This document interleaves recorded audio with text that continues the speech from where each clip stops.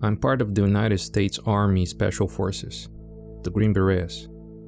Have been for several years now. In my tenure, I've deployed multiple times to Afghanistan, Iraq, a few months in Syria, several African countries. I've been to all four corners of the globe, and I've seen my fair share of the good, the bad, and the ugly that comes with being part of SOCOM. I've got plenty of stories, some more interesting than others, but almost all of them are heavily classified behind red tape that will never be declassified until I'm dead and gone. However, there was an incident a few nights ago that stuck out from all the others. Mostly because one, unlike all of our other operations that took us to a combat zone across the distant hemisphere, this one happened right at home in our own backyard. The enemies were in a foreign proxy, or group of insurgents. It wasn't even human. Stuff from that night is still weird, and it's not like command's gonna give us any answers. It's the reason I'm bypassing everything I've been told, disregarding and putting my ass on the line even if I use false information and withhold names. Plenty of innocent people have died, as you'll find out, and upper command would sooner bury it than acknowledge their deaths and give their families closure. I don't have all the answers of what happened in that Western Tennessee National Park, but I do have enough to let people know the truth. Semi-truth, anyways. For safety and privacy purposes, like I stated previous, I'm withholding a lot of personal information such as names, exact locations, and unit information. Referring to smaller shit that I don't think even the scary 3-letter groups could really trace. And if they cared, I hope they don't. Like I said, I'm part of a SOCOM Green Beret A-Team. You all know who the Green Berets are. You should. My team is nicknamed Raider, a general theme in our company naming things after warrior culture-esque terms. Raider, Artemis, Barbarian, Centurion, etc. It's a 10-man element. The team lead, a way too salty Georgian captain, with a warrant officer, a medic, a comm sergeant, and 6 weapon sergeants. Our captain decided this way was best. Considering we were all in one piece after our last mission, he was right. Our weekend was calm and boring as we got rotated on QRF, Quick Reaction Force, for the month. QRF means that if someone somewhere needs a green-eyed boogeyman of the Western world, we were ready to kit up and be there at a moment's notice. It just so happened, right when some of us were getting ready to head to the bar and have our 2 singular fucking authorized beers for QRF month, we were called. When we raced back to our COP and got our shit ready, the captain came with some surprising information. Got some good news. We'd be able to probably make it back for those beers because we're heading to West Tennessee, of all fucking places. We didn't know what the status was yet. Command didn't give us any information. What the up for was, what weapons they had, what the layout of the area was. Nothing. But being QRF team, Raiders still kitted up and we were at the HLZ in less than 20. While we waited for our transport, the captain finally got some information. Apparently, a facility in the middle of uninhabited, restricted woods of a national park had activated a distress signal. The woods it was situated was in a large national park in, like I said, Western Tennessee, with a long history of disappearances on its now frequently closed and blocked off trails and campsites. This raised a few questions. What was this facility? Why was it in the fucking national park? What happened to need to roll out the angriest Green Beret team this side of the East Coast to act as its backup? Why were we going there when in an hour someone in Libya or someone across fucking Eurasia might need us to back them up? Captain acknowledged all of these questions, but assured us that's all he knew. He's been with our team for years now, several deployments to the box and back, and he's always been straight with us. It's how we knew he was lying. Our transport finally arrived. 160th SOAR, Night Stalkers, an aviation unit that's been around for nearly 40 years, having dragged every single kind of SOCOM unit to every single part of the world. We expected the Black Hawk they brought, but the armed squad with 2 birds that came with them was a surprise. We were in domestic America. We were going to Tennessee. Why were they here? Even with the Night Stalkers flying at top speeds across several states, it still took us a couple of hours to reach our landing point. The inside of that bird going full throttle was deafening. Even with the electronic headsets we were sporting, it was ear-splitting. And yet, while sitting next to the captain, I could tell he was speaking to someone on a different freak. This was off because normally he'd go to the comm sergeant and have to use the radio, but he had a side channel field on his radio talking to someone, writing down incoming information. I was able to peek over and saw some of the things he was writing. Mass call, close quarters up 4, no blue 4 on X. The birds touched down in the middle of an empty parking lot outside of the local ranger station. We flew out into the open area. The birds took off, the captain chimed in on our team net. Raider Romero, this is Raider Lead. Get on the net and have them hold orbit in case we need close air. He then broke transmission and talked to us. All Raiders hold outside and take up security. I'm gonna get the fucking Ragnar. Prepare for a hasty ass ramp brief if I just got more information. We all took position behind some of the parked vehicles the Rangers would use. Just to clear things up, our team was outfitted with GPNVG, also known as quad nods, 4-barreled night vision optics that provide an almost daytime-like view of our surroundings. Couple that with our packs mounted in our rifles, allowing us to see and shoot anything at night, as the military says, we own the night. The tree line in front of us was lit up like a goddamn operator rave party as the captain walked back, nods down as the ranger currently on shift followed him. He keyed into our net, and we could hear him through our headsets. All Raiders, this is Lead. New information states that the facility has suffered a mass call situation. Break. Mass call means mass casualties. Enemy Op 4 unidentified. However, outgoing net during distress call indicates that Op 4 is extremely dangerous and engages at close range. Break. There is no blue 4 on site. I repeat, Maine has stated there is no blue 4 on site, and we are to drop in any all packs we see. A few seconds passed as the captain looked back to the park ranger. Any additional comments, Ranger Clements? The man was maybe in his mid-40s, balding. He scratched the back of his neck, clearing his throat before speaking. I heard a lot of gunfire coming from down there. And don't split up. Whatever you do, in these woods, don't split up. Our medic laughed. Well, that's just fucking comforting. Captain nodded to the man as he headed back in. Everyone watch your 6s, 12s, and fucking 5s. Let's go. We picked up and moved out. Everyone had their kind of final moments type of readiness drill they did before they stepped onto the path into the woods. Same shit we did before stepping off out of the fobs and compounds back east. I let out one final breath of hot air in the cold. Our medic slapped the side of his helmet, hyping himself up. Let's go. The captain pulled out and kissed a small crucifix necklace from underneath his combat shirt. We headed down the pathway following the captain in a staggered column. Our IR lasers scanned the trees, rocks, and foliage around us, looking desperately for any hostiles that lurked in the darkness. Though to our paranoid readiness, nothing appeared, but something was definitely following us. When we move through forest environments, you listen to the animals around you. Crickets, the birds, the movement of animals and what directions they're heading how fast. Moving down the path, we couldn't hear a goddamn thing. It's common when you're a group of heavily armed green men moving through a forest at night that some of the squirrels and birds will run the hell away, but not the crickets or the bird songs in the distance. There's a certain level of ambience that animals will maintain even if they detect humans around. There was none of that. Nothing.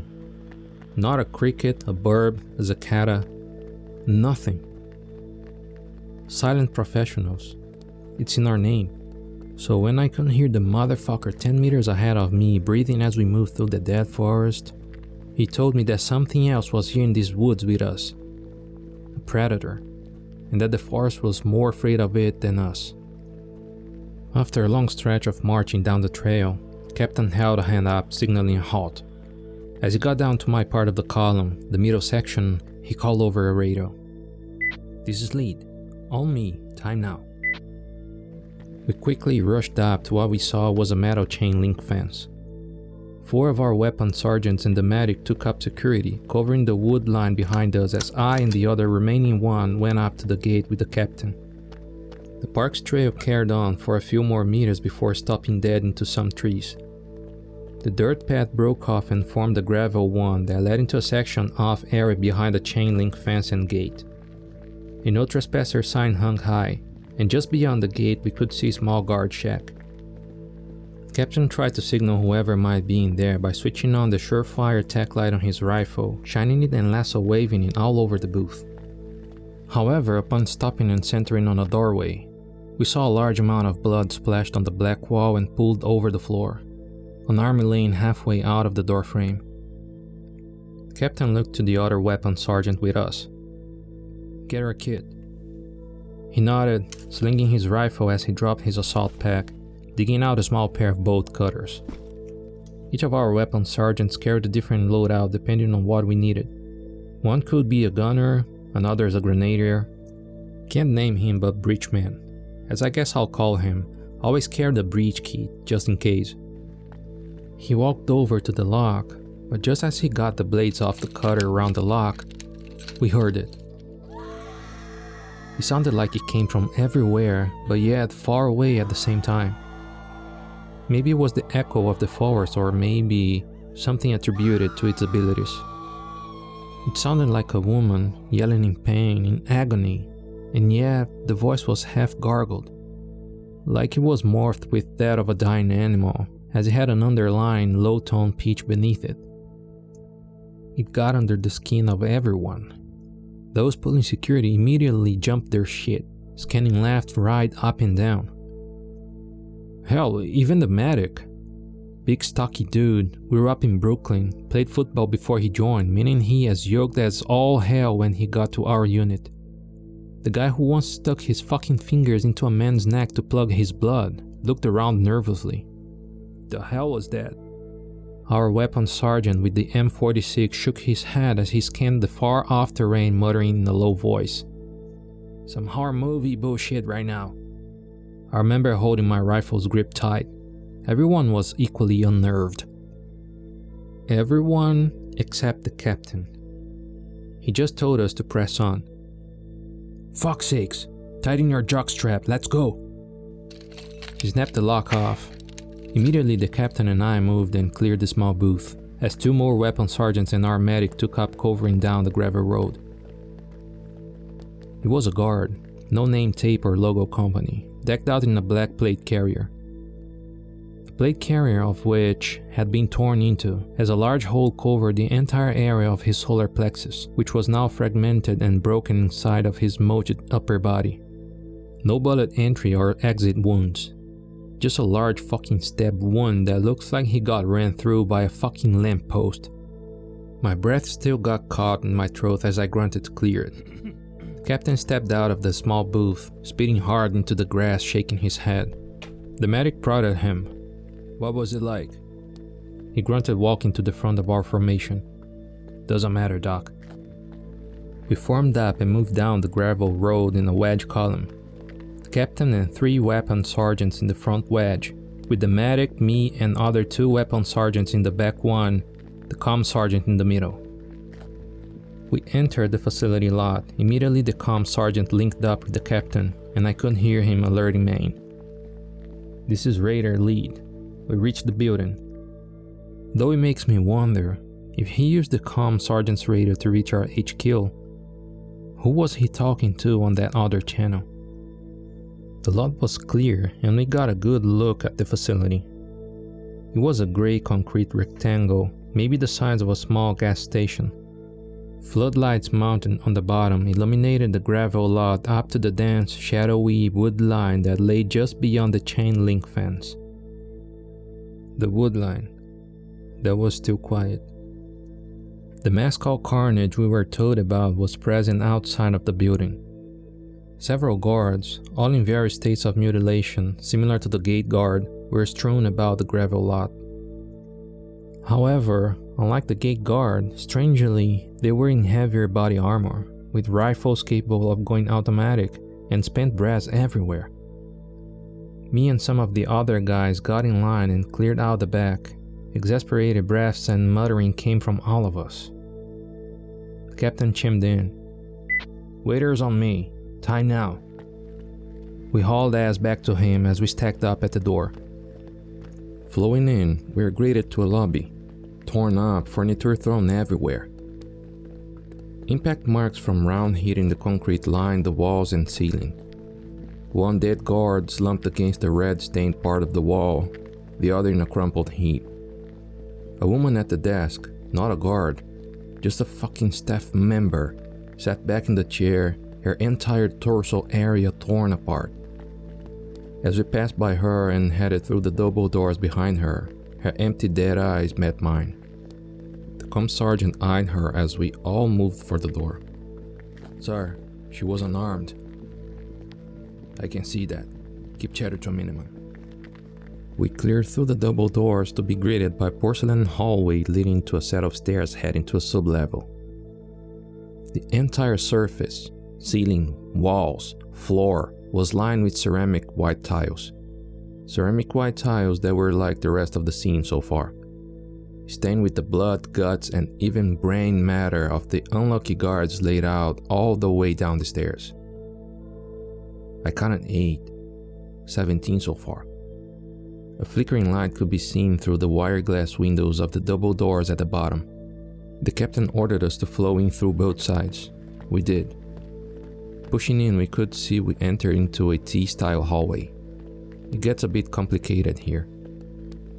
Either end of the T ended while the middle one shot forward far down into a hall leading to 2 reinforced blast doors at the very end. 2 immediate labs on either side were reinforced with more wire glass, and despite several cracks, impact marks, bullet holes, and even holes made in the glass, they held. "This shit can't be ballistic glass," our comm sergeant muttered. "Why didn't they just take cover in here?" the medic said. The captain sighed. "Seems to be pointing to a surprise attack from the inside. Emphasis on surprise, you jackass." The medic fired back. "Well, sure, but it's just a door." While the hallways outside were a mess of blood, gore, guards thrown around as they were ripped apart, creating a mess of bodies, weapons, and more spent brass, the lab techs had their white coats stained with their own blood. My blood, and I think everyone else, started to run cold as the pieces came together. Whatever killed them did so indiscriminately. We formed a rolling T, heading into down the hall. I was on the right, with the gunner taking center and another guy on left. Captain pushed forward, leading us from behind. The windowed labs ended halfway, with 2 solid white doors near the double doors at the end of either side leading to closed-off labs. Captain had us pull guard on both of the side doors as the gunner aimed back down the hallway. Everyone else took up security wherever it was needed. The captain eyed the door, feeling the cracks and lines of the blast doors, looking for gaps that didn't exist. Blood had slowly leaked out from the bottom, causing him to pick up his boot and eye it. And yet, no openings existed. An electronic pad was positioned on the right side of the doors. The captain eyed it. It was a hand scanner. I didn't even think those actually existed. He jumped on that private freak I keep mentioning. "I'm at the doors." "Yeah, at the far end. There's a hand scanner." He waited a few seconds of deafening silence. He made an internal chuckle as he walked over to the dead body of a guard, kicking its arm. "Got one right here." "I'm sorry, repeat last." "Alive?" He rubbed his face, cursing under his breath. Fuck. He shook his head, turning on the white light on his rifle and scanning the corpses. This place is a goddamn slaughterhouse. How am I going? A crash emanated from the white lab door to the right side of the blast doors, the one I was covering. Everyone paused for a second as a second weapons sergeant aimed his laser at it. The captain turned, aimed his laser at the doors as he approached. Might have one, or might have up 4 actual. With 1 over. The captain formed up as first man in the stack. An unusual practice, but everyone else fell behind. I was the second man, 2 more made third and fourth. A weapons sergeant felt the edges of the door, then tried the handle. Locked. Him trying the handle must have alerted whatever was inside, because a voice bellowed out. I'm in here. Please, I'll let you in, just don't shoot. The doorman looked to the captain, who nodded. I have blue 4 inside. Stay sharp. Wait on me to fire. There wasn't supposed to be any blue 4 inside. The door's electronic lock opened. The doorman grabbed the handle and pulled it open as the 4 of us entered the room. We pushed through. The captain hooked left, I pushed forward, and the other 2 followed one of us respectively. Our laser centered on the room, and a pair of hands emerging from behind the lab table. Please, the voice weakly shouted. The captain stormed over. Hands! Now! I'll shoot you, I swear to God, if you don't put your goddamn hands up! As the person stood up, we saw the hands were connected to a scientist, possibly late 30s, stringy hair, with circular glasses. Glasses that flew off when the captain closed the distance, shoving him against the metal cabinet, spittle flying from the bearded mouth beneath the NVGs as he barked at him. ID, where is it? Show it!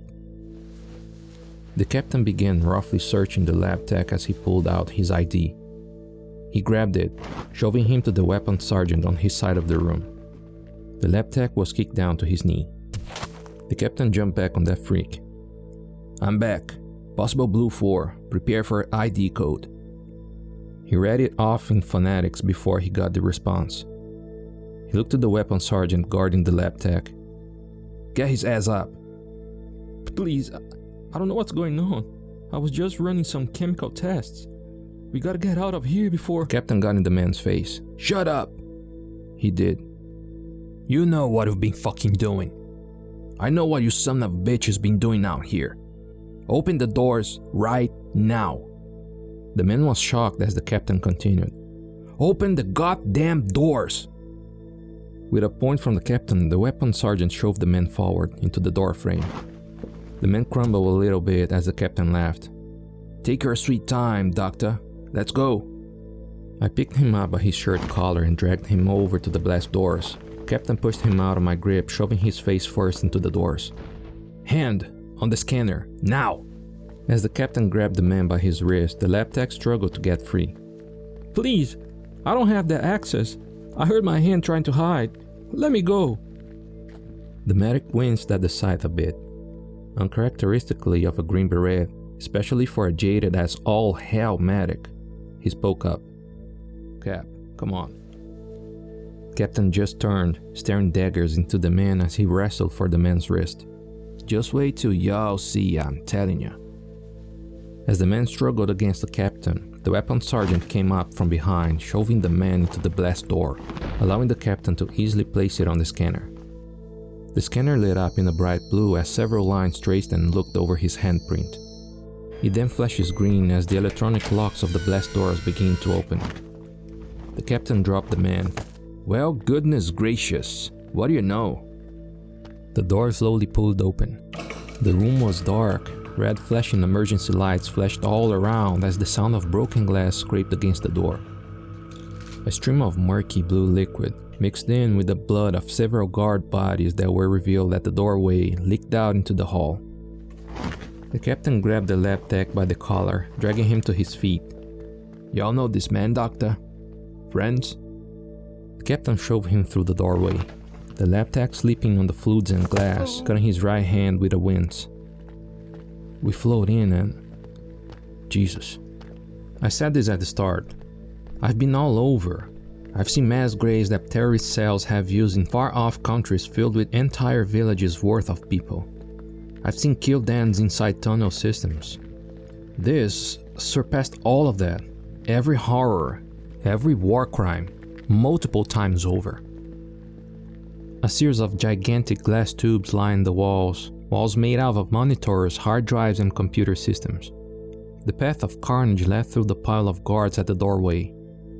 That makes 24 armed personnel that were taken out by something. What really bothered me was what was in those murky blue and green fucking glass tubes. As big as a refrigerator, connected to a port on the bottom and top. Tubes and wires inside connecting to... The captain shoved the lab tech into a glass tube.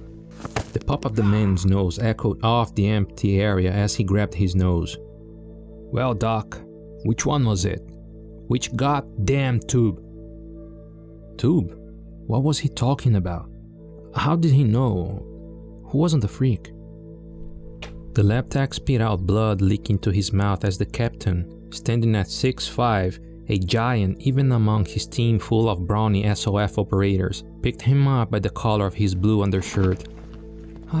Two weapon sergeants ducked out of the way as the captain got in his face, shoving him against the left side wall, causing the monitors and computer system to beep and light up. Oh, you don't know? And yet your little hand opens the room you didn't have access to? He roared, abandoning all silence and discretion now as the man began to sputter and sob. Please, The captain gritted his teeth. He quickly flipped up his nods and stared daggers into the man's soul. How many people you snatched off that trail? How many? What kinds of butchering you do to those kids before you stuck him in there? Which one escaped? Kids? Butchering? Something in my mind stopped and I switched on my rifle's tech light. A heavy pit in my stomach formed as I flashed it on the tubes. There were people in those tubes. They were people. Wire and tubes now poked in see-through and murky flesh as the bodies of the kidnapped floated, mutated, dissected and changed. One person's skin ran reptilian-like up their left arm before merging with a strange gaping hole in their chest, their skull protruding out of the skin in their head. My breathing stuttered a bit as I backed up a few steps, glass crunching under my boots. Curses muttered by the others in the room as we all began to look. Another one's mouth was sealed at the front. Two more jagged, messed up sets of teeth poked out either side.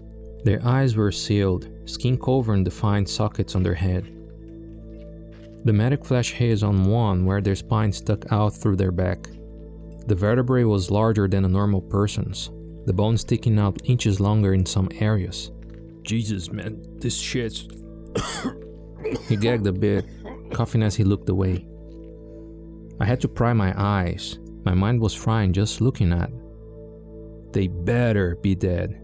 Oh, I swear to the Lord himself if they ain't, the captain said sternly as the man sobbed and nodded. Yes.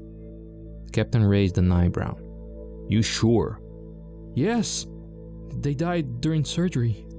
If you're lying to me, I swear to Christ, I'll make you euthanize every single fucking one. The captain shoved the lab tech forward into the center of the aisle.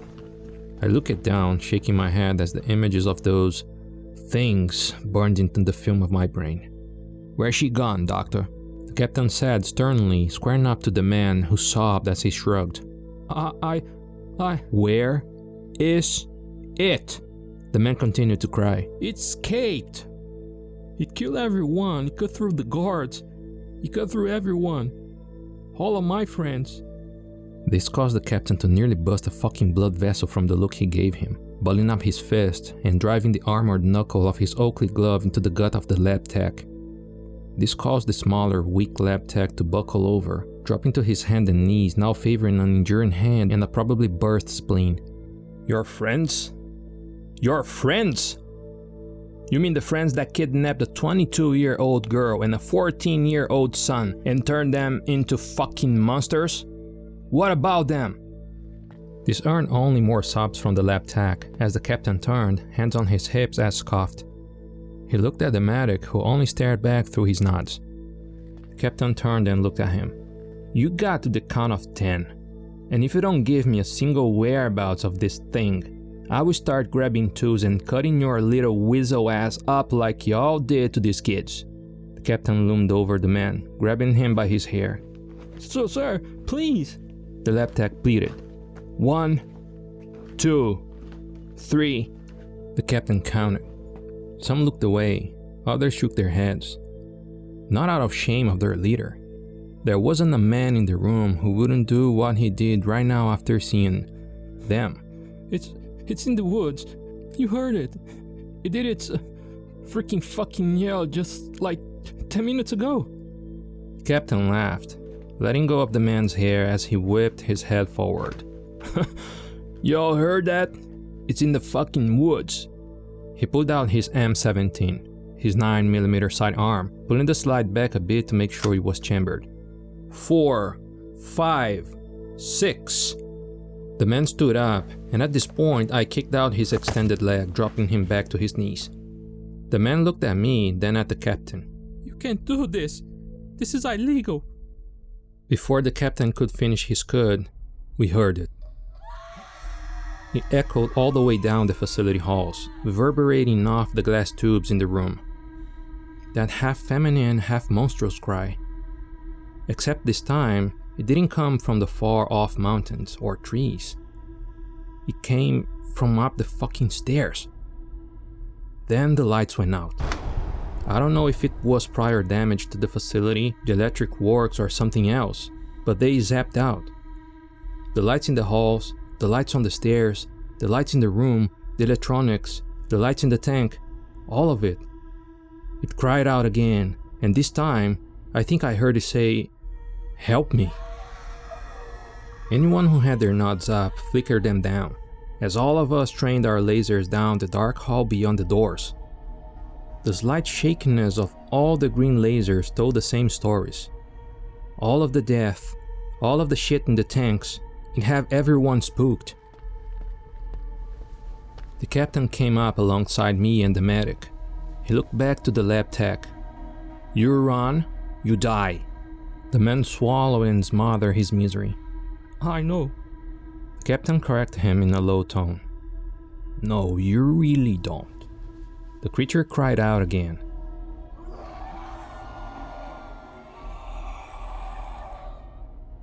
The sounds of something hard impacting the tile floor sounded out as it approached us through the dark abyss. More footsteps, then another cry.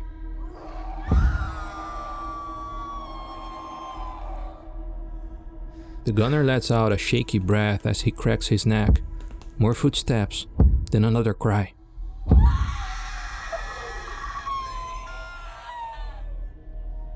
It's maybe 5 meters from the door now. Lord Almighty, the captain muttered. I couldn't see much in that darkness then, but I saw what everyone else saw. I saw enough. Its body was easily 6 feet tall. 2 gigantic bunny mantis-like legs that were dark from blood stepped into the doorway. Its head was smooth, its large teeth shining in the darkness, and its eyes glowed like an animal. Its eyes glowed. It could see us. We all froze. We had rifles trained on it, a fucking machine gun trained on it, a room full of Green Berets, the best of the best, and everyone froze. Captain was the first to fire, slamming his trigger as he shot .223 death into that crime against existence. The gunner opened up as well, and then the medic, 2 more weapon sergeants also shot it. It yelled at us, cried out like an agonized woman pleading for help. Then, it launched. Running and slamming through a test tube, glass flew everywhere, causing several of us to shield our faces as the water flowed to the floor, and the deformed body that was inside flopped down near our feet. A horrendous, rotted smell filled the air. "Fucking Jesus!" The medic sputtered out, gagging a bit as he kicked it away. The creature now screamed, as a rifleman that he jumped near backed up, leaped on top of him, shoving that bunny mandible into his left shoulder, pinning him to the ground as he screamed, thrashing his elbow into the thing as he kicked its stomach, but it didn't attack him. It just eyed the scientist. He attempted to run for his life, but the thing jumped on top of him, pinning him face first into the murky wet floor. That's when I noticed the 6 smaller human-like arms on its torso. Its main mandible pinned him to the ground. The arms, some normal, some with bunny spikes for fingers, others just lined with fucking sharp teeth, began to rip into the man's back. The lab tech screamed. His lab coat was torn open as it began to dig down into his back. Some still fired shots, but it didn't even react. It didn't even move. Just continued to tear into that vile but poor son of a bitch. Captain's voice lit up the comms as he and the medic rushed to pick the man up and heave him on the captain's shoulder. "We can't engage it here. Outside. Now!" He was right. He thrived on close quarters. It ran guys through before they could pick it apart. We all ran, nerves shot, weapons hot from fire into a thing that didn't react. The power was off, so we couldn't close those blast doors. All we could do was run. I nearly slipped on the glass as we booked it out of there, firing some desperate pot shots into the lab with the gunner. The lab tech's screams echoed throughout the hallway as we booked it up the stairs. It was gonna be done with him soon. The gunner and I covered the captain as we broke out into the open air. The smell of rot and death replaced by the open piney air of the forest. Several men broke out road flares, tossing them everywhere, giving us much needed light in the form of greens, blues, red and purples. The captain dropped the man behind a beaten up and wrecked sedan as the medic began to patch him up. The gunner deployed his bipod and aimed at the doors of the facility from the car's hood. The captain positioned different men to where they all could fire on the door, far enough away from the thing's grasp. "Romero, get on the fucking net and call in that air." "Copy." The comm sergeant began to go to work behind the sedan. I took aim behind a large SUV with several others. We all aimed at a door. The scream had stopped. The silence was broken by its bony mandibles as it rushed out into the open air. And with all the flares and cam lights and even the captain's tech light, we finally got a good look. Its skin was a mix between pink from its exposed muscles to a see-through clear layer covering other parts. Bony calcium-like armor had formed over a lot of its body, and its back 2 legs formed the smaller mandible-like features at the back. In its head, an exposed skull, all 2 human eyes peering out as it enraged, as its larger, unhinged jaw opened, and it roared out its deafening cry at us. The gunner was the first to open up. The blast of 5.56 tore through the armor on its mandible legs and torso. The thing recoiled at first, and then hissed as it charged forward. The captain ran from his place in front of the sedan side. The thing stuck its 2 large mandibles into the roof, badly denting it. The medic quickly covered the wounded weapon sergeant, shielding him as the thing peered down at the 2. The captain quickly got his attention, aiming fire at the back of its head. It roared with a vengeance as it charged at the captain. We fell back to the sedan, running out of our line of fire as the thing barreled toward us. The thing stuck a mandible inside the hood, impaling me, and then another just to my left. I circled around and behind it as I fired. It cried out, blood now pouring from its wounds as its calcium plating was cracking and falling off en masse. The thing turned to me, and as I flicked my M4 to auto and laid into it, it just barreled me, shoving me to the ground. Its smaller demonic hands reached for me as I kicked them away. Its jaws snapped as I held my rifle in the way, shooting my face as it gnawed on the metal. The gunner then blasted a chunk of its exposed skull away, staggering it as it turned. The captain whipped his stock into the thing's head, then backpedaled as he fired off another burst of rounds. The thing turned at him, roaring viciously as the captain dropped his empty mag. He slapped in a fresh one as the thing lunged at him, both mandibles raised. The glass exploded out of the SUV's windows as the captain dropped levels, firing into his stomach as he circled out back into the open. The creature roared as he went to move for him again, but he couldn't. Its large mandibles were stuck all the way inside of the vehicle. The captain let his rifle hang slung on his front as he reached for something on his kit, an M67 fragmentation grenade. Get back! Everyone who was in the open ducked for cover. The gunner and several weapon sergeants retreated behind a series of concrete jersey barriers. I ran and slid behind the sedan, helping the medic to shield our wounded battle buddy. I heard the distinct sound of the spoon flying and the whistling of the grenade. The captain vaulted himself over the car hood with the comm sergeant, covering his radio operator's head as they both went prone. The explosion was thunderous. The shockwave of the grenade shook everyone and even rattled me a bit for being so close. Shrapnel and fragments flew everywhere, impacting the concrete barriers, the building, and windows on the sedan that already weren't broken were shattered. A few seconds passed as we all hesitantly started to lift our heads, then dropped them as the SUV gas tank seemingly erupted and detonated, engulfing the wreck in a fireball too large, and I felt like the flames were touching my fucking face. The captain popped up, aiming on top of the hood of the car. Then I and several others joined him, peeking from behind our points of cover as we looked to see if that had done it. The SUV was a burning skeleton. An inferno from all the ignited gasoline covered the frame, the ground around it, and the beast. As it definitely pulled its last remaining mandible, its front left one, the only appendage it had left, and stumbled out from the flames. Its skin popped, its muscles boiled, and with all of the see-through skin and bone plating torn and burnt off, it gazed around, its eyes ruptured and melted.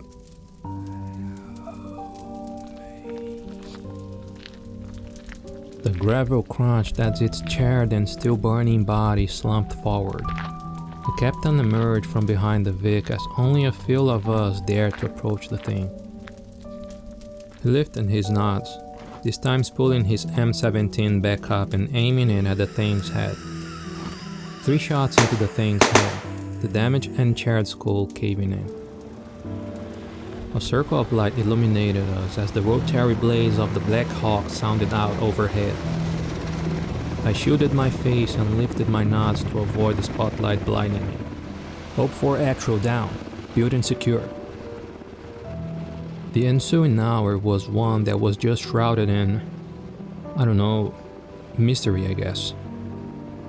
The captain went against prior missions of telling us to go prone and pull security, putting the gunner at the sedan by the gate and telling the rest of us to watch the wood line. When the vans showed up, that's when he told us to chill out. They weren't really vans, they were more like armored trucks. Now, for the sake of being classified and remaining anonymous, I can't divulge a lot about them. I'm definitely not saying the black shirts were wearing black multicam combat uniforms, with kits, weapons, and gear available that would definitely make them a private sector group. I'm not saying the uniforms were sterilized with all patches, logos, and markers stripped. I'm also not saying that the hazmat suits look way beyond anything our mob system has. I'm not saying they brought several metal Ks in for them armored Vics. And I'm not saying they brought an advanced surveillance drone with them. I will say they weren't really hostile. Fuck, one of them even offered us a cigarette. The bird landed at the opposite side of the building, the open lot where they eventually told us to head. We prepared our guy for a case vac on a litter with the Black Hawk and loaded up as the captain finished talking to some guy in a suit. He was much shorter, maybe 5'8". He bore the look of a younger but still weathered man. His hair was slicked back and had a hard part. A slight bump underneath his sports coat told me he was armed. The captain eventually joined us. As soon as the aviation crew shut the door, he popped his helmet off, much to their anger, and slumped back in his seat. When we touched base and got back to the COP, our sister team Artemis replaced us on QRF. I've been thinking about that shit for days now. About what those people did to them in that lab. What the captain said.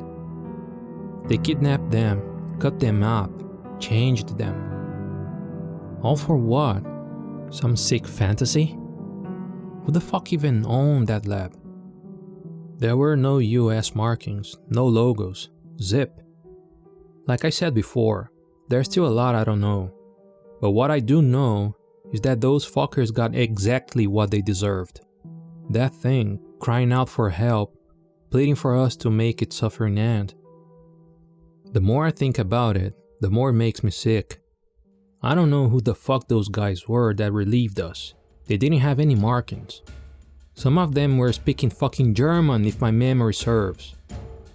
But whoever they are, I hope they learn from their mistakes and never tamper with that evil shit again.